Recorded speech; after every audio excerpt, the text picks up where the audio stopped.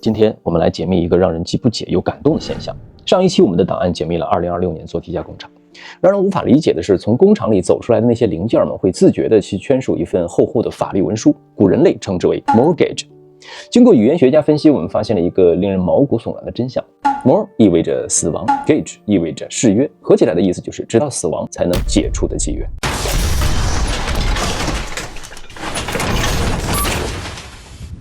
用3000年后的视角解读世界，我是老鬼，欢迎来到银河档案。现在的人类或许会好奇，为什么那么不平等的条约，当时的所有人还会去抢着签名呢？因为这个条约它黑进了人类大脑最原始的区域，也就是杏仁核。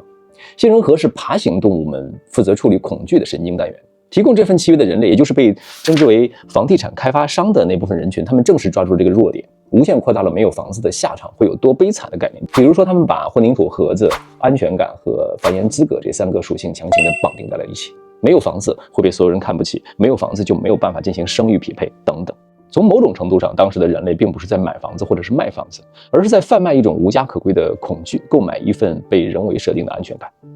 实际上，这个钢筋混凝土的盒子只有有限的使用产权，实际建筑成本也很低。尽管这样，当时的碳基人类还是会像受惊的羊群一样，拼命的去掏空6个钱包，也要去签署这样的契约。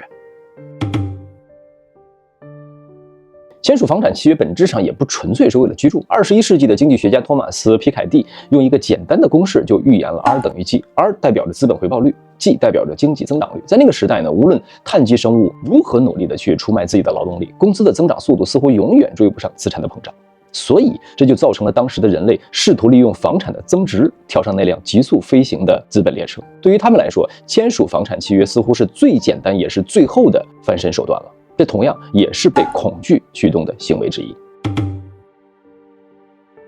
鸽子笼一样的居住形态，其源头可以追溯到建筑师柯布西耶提出的概念：住宅是居住的机器。为了容纳更多的人口，城市管理者会将人类的生活压缩到极致，比如说厨房、卫生间、卧室像电路板一样的被集成在几十平方的空间内。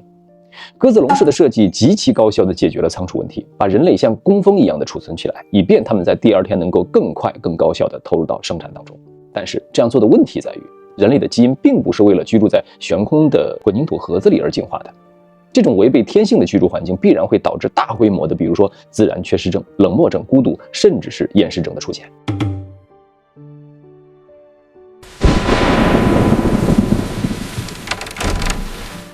尽管我们把当时的房子称之为囚笼，尽管这是一场显而易见的经济掠夺、人性剥离，但是呢，当我们看到那些深夜的家庭录像的时候，我们似乎理解了他们为什么会心甘情愿地去加入到这场骗局当中。在那个缺乏保障的原子化社会里，几十平米的混凝土似乎是一个普通人类唯一能够完全掌控的绝对领地了。比如说，当他们关上大门，就意味着暂时切断了老板的指令，切断了来自其他人群不同眼光的审视，也屏蔽了外界的狂风暴雨。在那个时代里，这或许就是最昂贵也是最卑微的安全感。当时的他们宁愿背负多年的债务，为的可能就是这么一种不被随意取缔的尊严。当然了，拥有这个盒子呢，只是一个开始。接下来，为了填补这个盒子的空虚，也为了填补内心的空虚，当时的人类会随即陷入到另外一种更疯狂的陷阱当中，也就是消费主义。这个足以吞噬一切的黑洞，已经朝当时的人类张开了血盆大口。